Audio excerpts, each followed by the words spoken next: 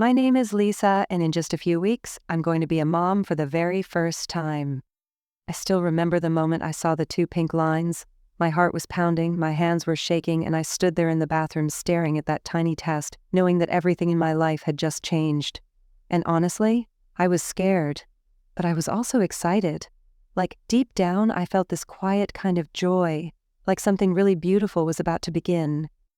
David, my husband, didn't say much when I told him. He just blinked, mumbled a half-hearted, "That's great," and went back to scrolling on his phone. I told myself he was just shocked, processing. But the truth is, that kind of response wasn't out of character for him. He's always been distant. Not cruel exactly, just emotionally checked out. We've been married 3 years now, and somewhere along the way, the tenderness just kind of faded.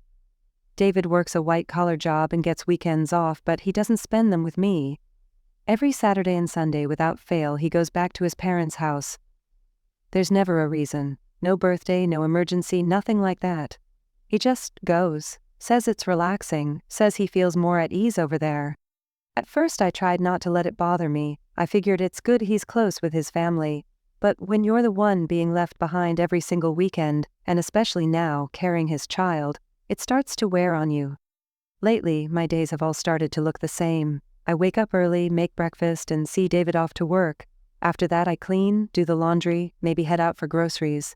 I've been extra careful since getting pregnant, avoiding anything too heavy or strenuous. My friends have been sweet. If I need help carrying something, they'll step in without even being asked. Once I'm back home, I usually prep dinner and then finally get a little time to myself. I've taken up blogging since going on maternity leave. It's become this small daily ritual that I really love.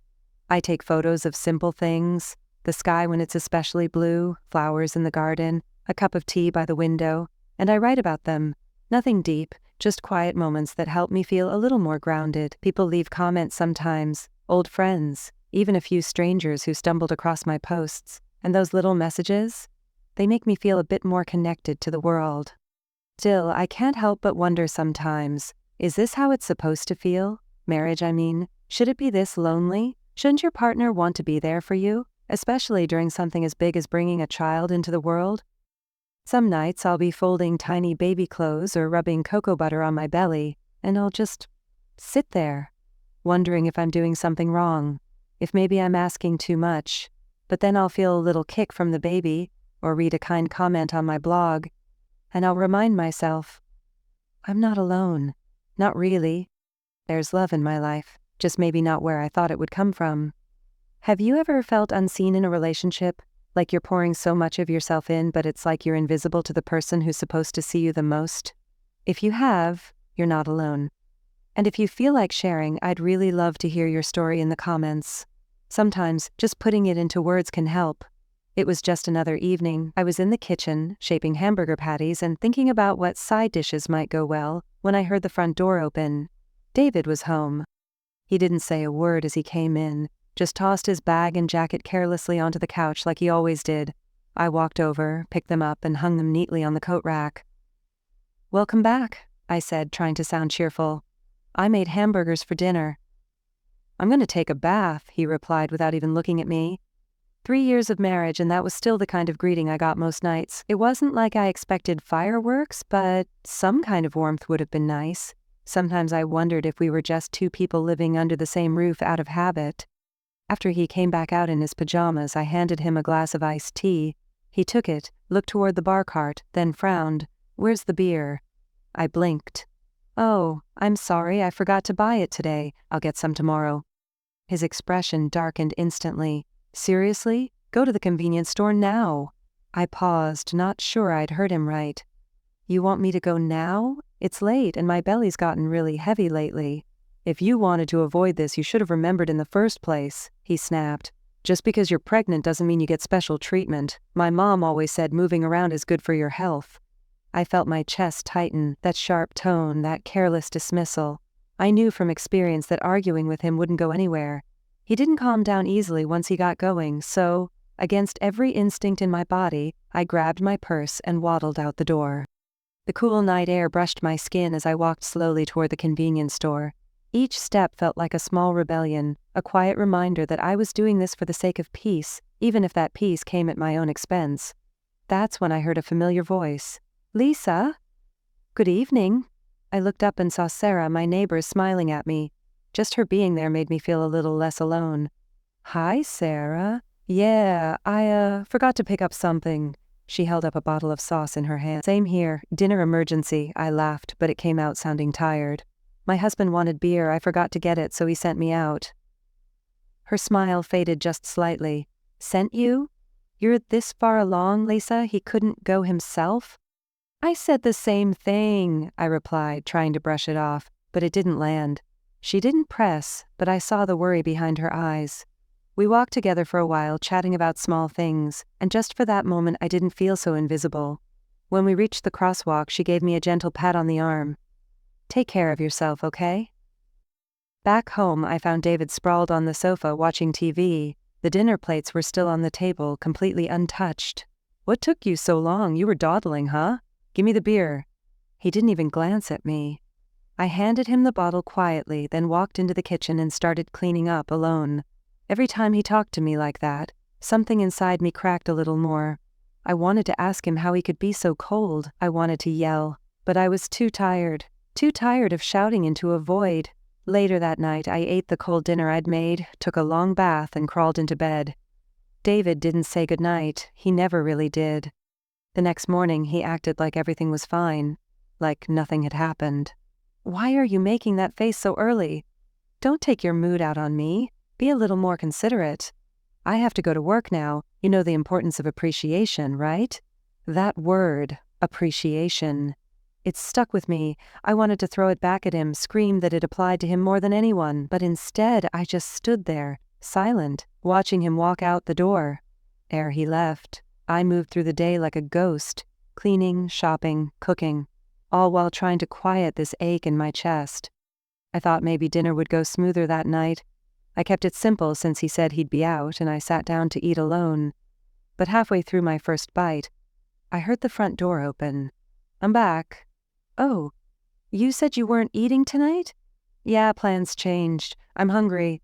I told him I only made enough for myself, and he looked at my plate like it was an insult. "You didn't think I might come home? What do you call this? Is this even a proper meal?" His voice was sharp, cutting. "Don't waste the money I work for. Maybe you should learn how to cook properly."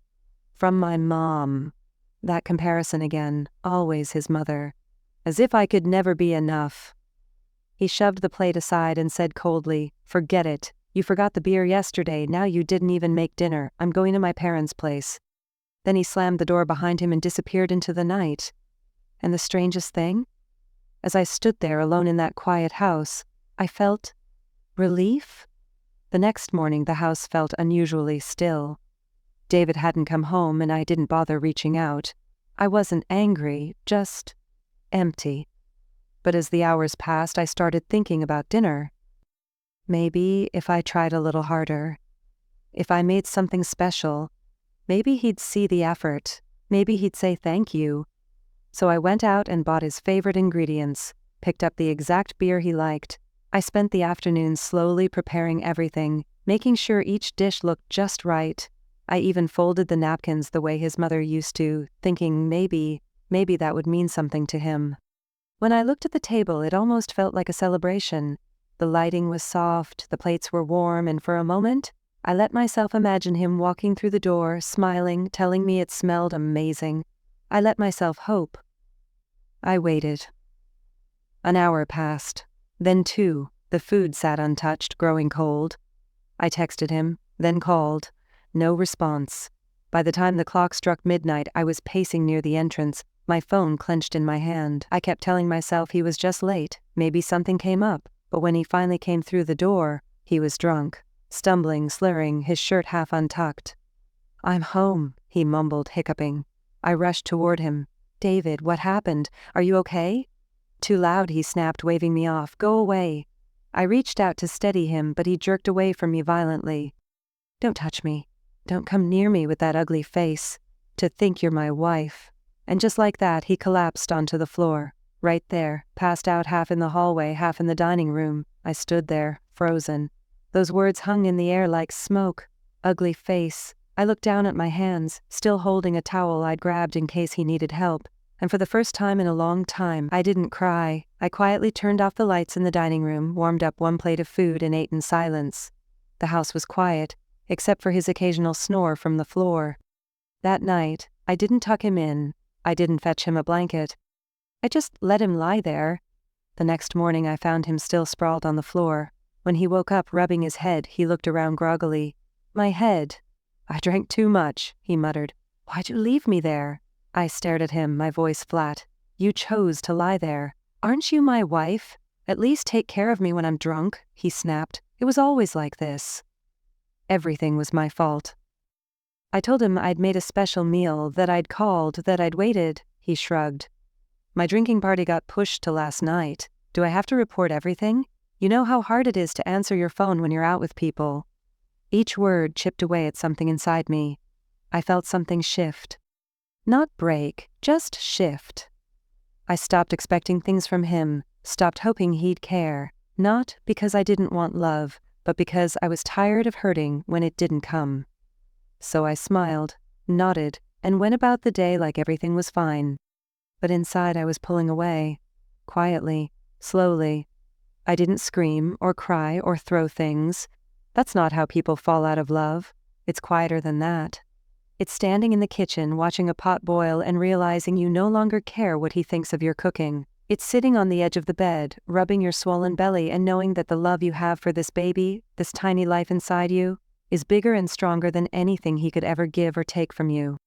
Despite everything, I still found myself dreaming about the moment I'd finally meet my child. I imagined holding their tiny hand, rocking them to sleep, smelling the soft warmth of their hair. No matter how alone I felt in my marriage, I wasn't truly alone anymore. There was someone inside me growing stronger each day, someone who already mattered more than anything, and maybe, just maybe, I could be enough for both of us. It started with a strange suggestion. David had just come home from work, dropped his keys on the counter and said, "Hey, want to go on a family trip soon?"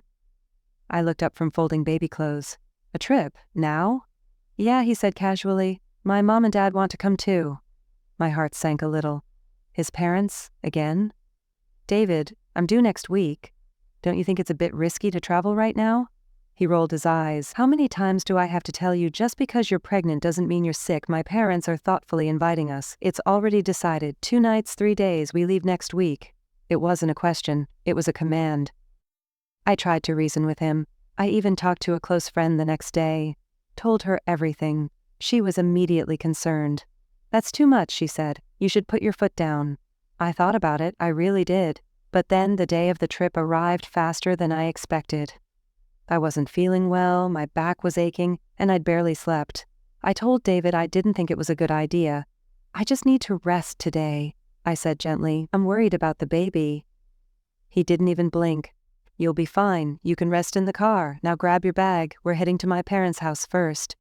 I hesitated at the door, one hand on my belly, one on the suitcase. "Is this really okay?" I asked. David didn't answer. He just popped the trunk and started loading luggage. I climbed into the passenger seat slowly, carefully. My whole body felt tight with nerves, and then it happened.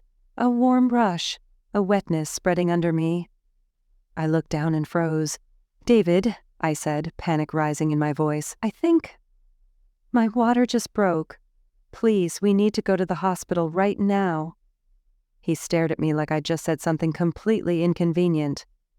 "You're serious?" he asked. "Yes, we need to go. The baby might be coming." But instead of turning the car around, David did something I'll never forget. He opened the passenger door, leaned over and said, "Get out." "What?" "Going to make a mess in the car. Get out." I couldn't believe what I was hearing. "David, what are you saying? I need to get to the hospital." I said, "Get out. I need to clean the car. Just go to the hospital by yourself." And then, without another word, he pulled me out of the seat. I was standing on the pavement, my legs were shaking, my hands trembling, and he drove away. No explanation. No goodbye.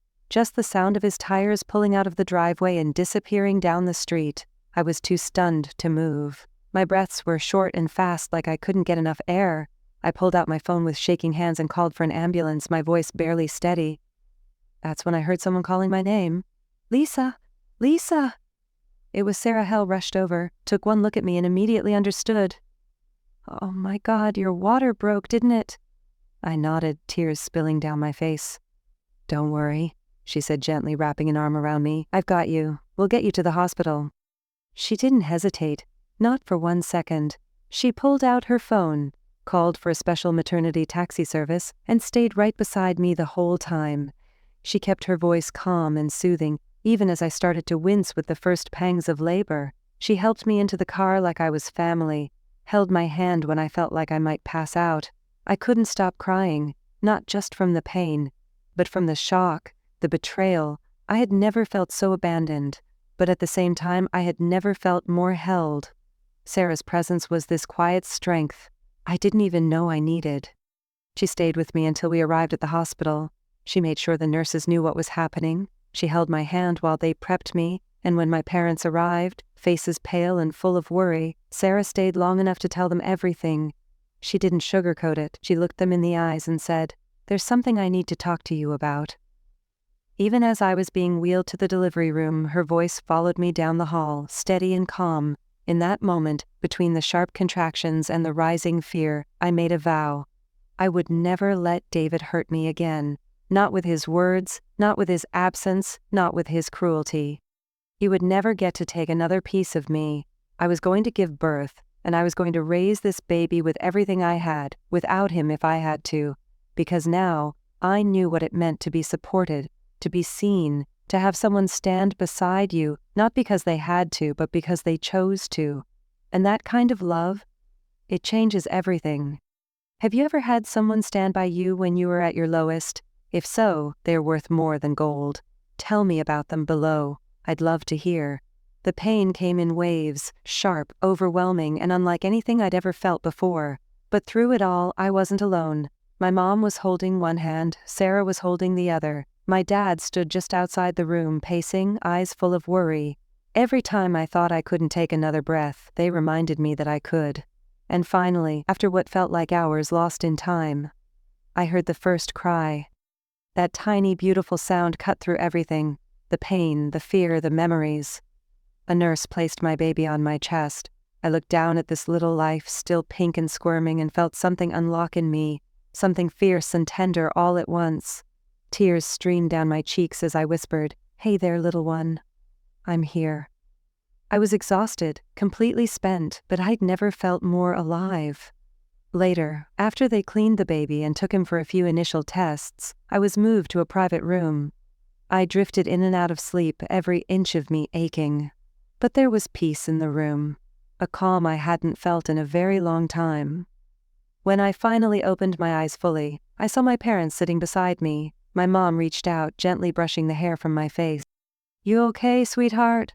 I nodded, too tired to speak, but thankful. My dad looked teary. He tried to hide it, but I saw it in the way his jaw tightened. "She did it," my mom whispered to him, and he nodded. That moment, quiet, loving, real, was everything I needed. But then, my phone vibrated on the side table. Over and over, I didn't even have to look. "David." My mom glanced at the screen and frowned. "Do you want to take it?" I didn't. But something told me I needed to know what he was going to say. I picked it up and answered, holding it just far enough away from my face. "Lisa." His voice was panicked, breathless. "Lisa, are you okay? I didn't know it was real. I thought maybe you were exaggerating. Please talk to me." I stared at the wall, my expression unreadable. He kept talking. "I didn't mean to leave like that. I just didn't think. God, I didn't know what to do. Please, tell me everything's okay." But I wasn't in the mood to give him peace. Without saying a word, I hung up. My mom quietly took the phone and turned it off. And in that moment, I made a promise, not to him, to myself. And to my baby, I would never let someone like that hurt us again. He made a choice that day, not just to walk away from me, but to walk away from the life we created together. And I was done trying to understand why. I didn't need an apology. I didn't need excuses. What I needed was to be strong, to be clear, to protect what mattered now. Lying in that hospital bed, wrapped in the quiet of the night, I closed my eyes and repeated the promise in my head. I will protect you. I will choose you. I will never let anyone make you feel unwanted." And as I whispered that vow to the tiny heartbeat I now carried in my arms, something inside me settled. This was my turning point, not the kind that comes with shouting or fireworks, but the kind that comes with stillness and clarity, and the soft, steady weight of love. A few days after giving birth, once I was steady on my feet and had gotten a little more rest, Sarah came to visit me at the hospital. She brought a fruit basket and that warm smile of hers that always made me feel safe. "You're looking better," she said, setting the basket down beside me. "But don't push yourself. Postpartum exhaustion can sneak up on you." I smiled, genuinely happy to see her. "Thank you for everything. If you hadn't been there that day, I don't even want to think about what could have happened." Sarah waved it off, but I could tell she understood how deeply grateful I was. "It's nothing," she said. "What matters is that both you and the baby are okay." I paused, searching for the right words. I don't know how to repay you," I said softly. "You didn't have to get involved, but you did, and I'll never forget that." She laughed gently. "You don't need to repay me. But I will say this. Sometimes, when people hurt someone they're supposed to protect, they need to learn that there are consequences." There was a quiet strength in her voice, a firmness I hadn't heard before. I tilted my head, sensing something deeper. And that's when she told me, almost casually, as if we were still talking about the weather. "By the way," she said, "my husband, he's actually the CEO of the company where David works." I blinked. "Wait? What?" She nodded. "It's true. I didn't bring it up before because I didn't want to cause trouble, but I think now it's important you know." I sat there, stunned. Sarah, the kind, soft-spoken woman I saw at the market, who helped me carry groceries and chatted with me about flowers, was married to that CEO? And David? Had no idea? Sarah smiled again, but this time it carried a different weight. "When you and I first met, I didn't think much of it," she said. "We just got along and I liked your energy. But then, as I saw what you were going through, how you were being treated, even while pregnant, I started paying closer attention." I felt the weight of her words settle around us like a quiet storm. "I told my husband a bit," she continued. "Not everything, just enough to raise an eyebrow. He doesn't take well to people who disrespect women, especially their own wives." I swallowed hard. "You told him already?" She nodded. "Only what he needed to know, and I left the rest to unfold naturally. My husband believes actions speak for themselves. He's watching now, closely." A strange mix of relief and dread washed over me. David had always been so careless, so arrogant. He never bothered making good first impressions with our neighbors. He barely even acknowledged them, if he'd known who Sarah really was. But that was the thing, he never cared enough to find out. And now? That carelessness was catching up to him. Sarah leaned in a little. "Look, I'm not trying to stir drama, but I also can't stand by while someone like him makes you feel small. That night, the night he left you on the curb while you were in labor, that was the last straw." I didn't speak. I couldn't. Instead, I just reached for her hand, and she squeezed mine back. "You're not alone, Lisa," she said softly. "Not anymore. We're going to make sure you're protected, and you never have to go through something like that again." For the first time in a long while, I felt something unfamiliar, powerful. Not loud, not angry, but quiet. Rooted. Real. It was in Sarah's calm assurance, in the way she moved with intention, in the fact that, without saying a word to David, she was already changing the direction of the story. She didn't need to raise her voice. She didn't need to confront him, because she understood, something I was only just beginning to grasp. True power doesn't always need to be loud. Sometimes it's the steady presence that shifts everything. And in that moment, with Sarah sitting beside me and my baby sleeping peacefully in the crib nearby, I knew the tables were starting to turn. And this time I wasn't afraid. A few days after Sarah's visit, while I was still resting in the hospital, one of my close friends came by. She hugged me tightly, brought flowers, and told me how proud she was of me, for getting through the labor, for staying strong, for just surviving everything. We were chatting quietly when she suddenly said, "I want you to see something." She handed me her phone. On the screen was a video. At first I didn't understand what I was looking at, but then the sound kicked in. David's voice. Harsh. Angry. It was that moment, the one in the driveway. I was standing outside the car, visibly pregnant, soaked from my water breaking. He was yelling at me, pushing me to get out. Driving away, my heart started racing. "Where did this come from?" I asked. She explained. A follower of hers, someone with a decent social media following of their own, had been nearby that day and witnessed everything. They'd filmed it discreetly, blurred my face, and sent it to her privately after recognizing me from her posts. With my friend's permission, they posted it. And it spread like wildfire. My jaw dropped as I scrolled through the comments. Thousands of them. People were furious, outraged, protective. They were tagging women's rights pages, sharing their own stories, demanding consequences. David's name started trending, then his workplace was mentioned, and soon after, even his parents. My friend looked at me gently. "They brought this on themselves," she said. "You didn't ask for any of this. You didn't make it public, but people saw the truth and they're not okay with it." For a moment, I didn't know how to feel. Relief? Shock? Maybe a little bit of both. I opened my phone and saw dozens of missed calls, David, his mother, his father, over and over. But I didn't feel fear. I felt distance. Like all of it was happening in another world I no longer lived in. Even the hospital staff seemed to notice something had shifted. Nurses who had once just offered routine care now greeted me with quiet warmth. One of them brought me extra snacks and whispered, "I saw the video. I just want you to know, we're all on your side." Another gently adjusted my pillows and said, "You're not the first woman to be left alone, but you're one of the few who made it through with grace." It wasn't pity, it was respect. And it gave me something I didn't even realize I was craving. Validation, proof that I hadn't imagined the cruelty. That I wasn't being dramatic. That what happened to me was wrong. All night as I rocked my baby in the hospital room, I scrolled through the endless stream of messages and comments pouring in from strangers.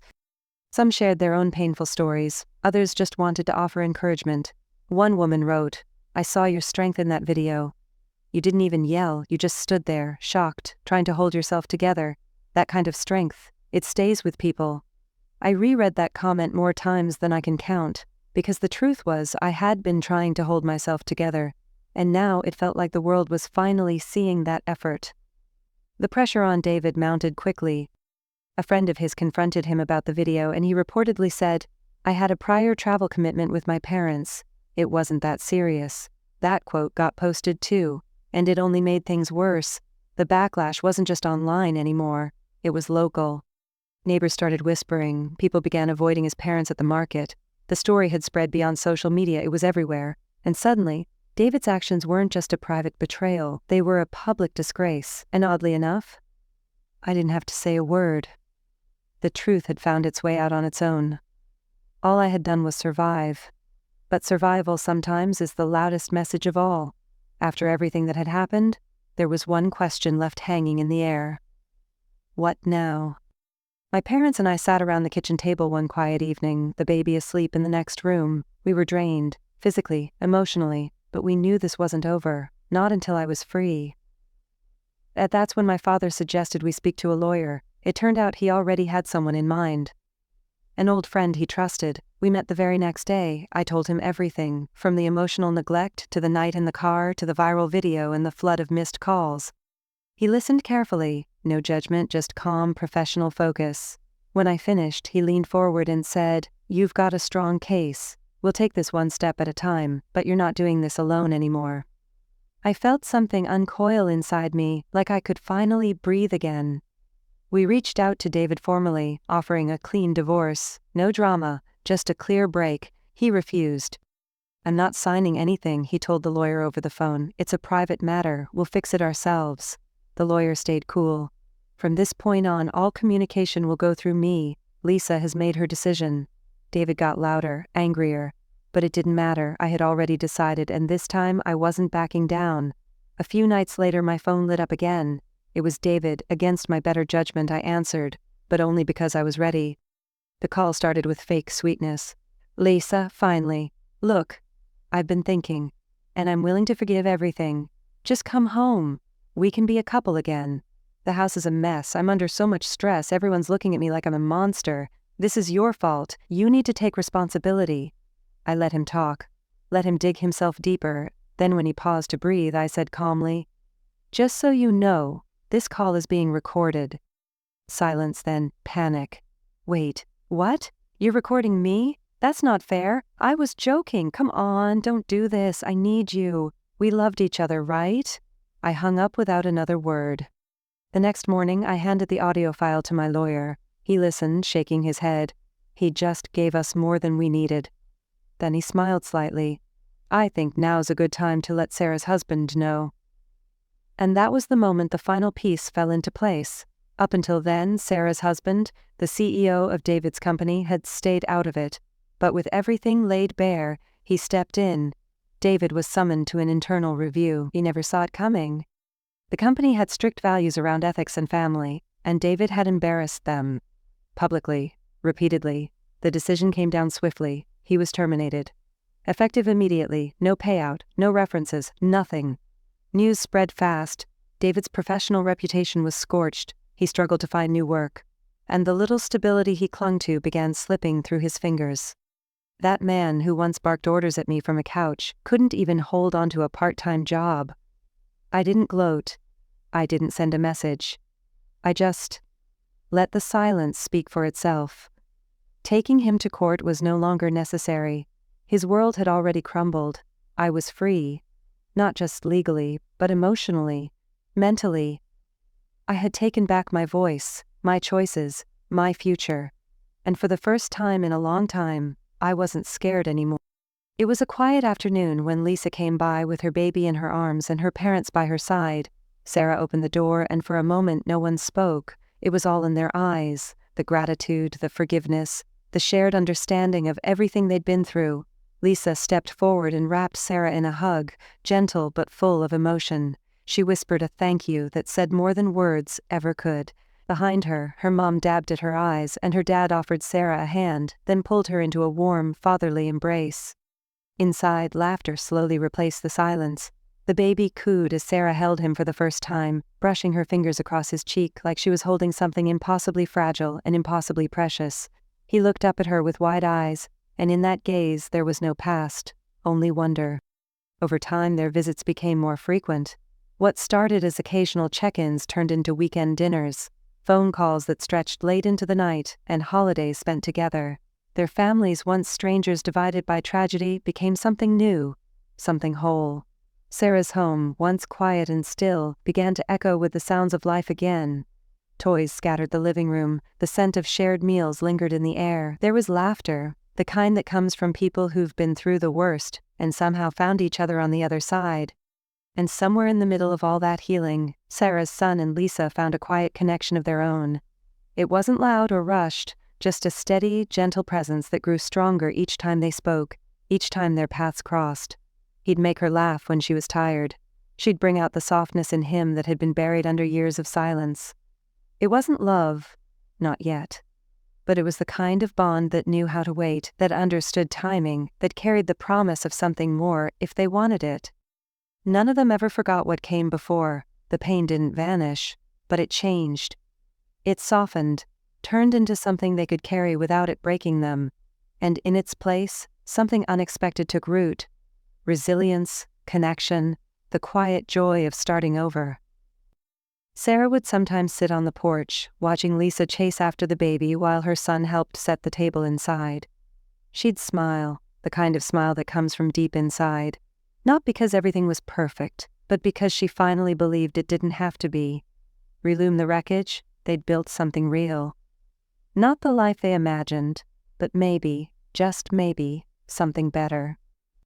If this story moved you, if it reminded you of the power of healing and second chances, don't forget to hit that like button. Share it with someone who might need a little hope today. And if you want more stories that stay with you long after they end, make sure to subscribe. There's so much more to come.